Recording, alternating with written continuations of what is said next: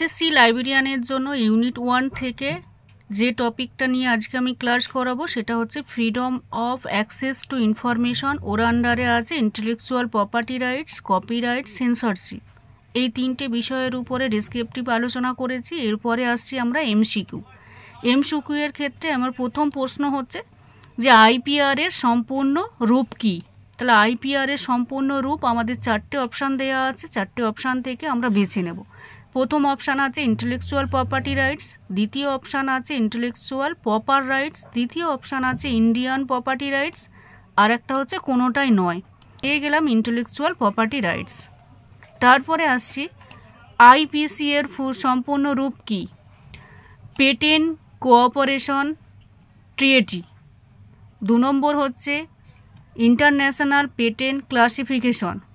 3 নম্বর হচ্ছে international patent cooperative. তাহলে এর মধ্যে আমাদের দেখে নিতে হবে কোন অপশানটা ঠিক, আর শেষেরটা দেওয়া আছে কোনোটাই নয়। তাহলে এখান থেকে এই যে আইপিসি, এটা হচ্ছে পেটেন্টের একটা ক্লাসিফিকেশনের ভাগ। এখানে আমাদের পেয়েছি ইন্টারন্যাশনাল পেটেন্ট ক্লাসিফিকেশন। তারপরে আছে উইপো। উইপোর সম্পূর্ণ রূপ কি, মানে উইপোর ফুল ফর্ম কি?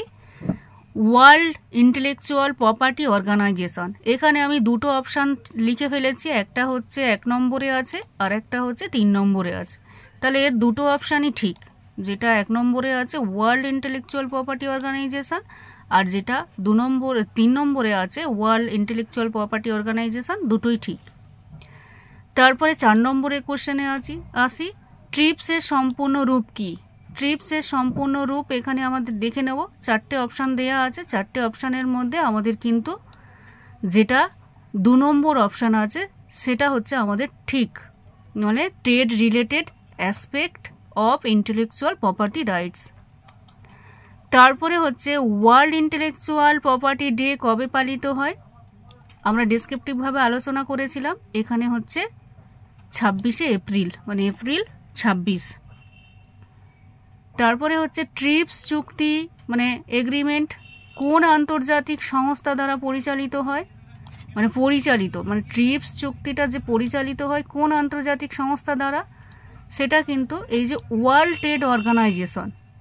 তো এখান থেকে আমাদের পেয়ে গেলাম world trade organization. World book of copyright দিবস কবে পালিত হয়? ওয়ার্ল্ড বুক অফ কপিরাইট দিবস পালিত হয় 23শে এপ্রিল। তারপরে আসছি ওই যে ইন্ডাস্ট্রিয়াল প্রপার্টির মধ্যে যে ভাগগুলো ছিল, মানে ইন্টেলেকচুয়াল প্রপার্টি রাইটসের ইন্ডাস্ট্রিয়াল প্রপার্টির মধ্যে যে অ্যাক্টগুলো ছিল, সে অ্যাক্টগুলো কিভাবে কোশ্চেনে আসে। ভারতীয় ডিজাইন অ্যাক্ট কবে চালু হয়? ডিজাইন অ্যাক্ট চালু হয়েছিল 2000 সালে।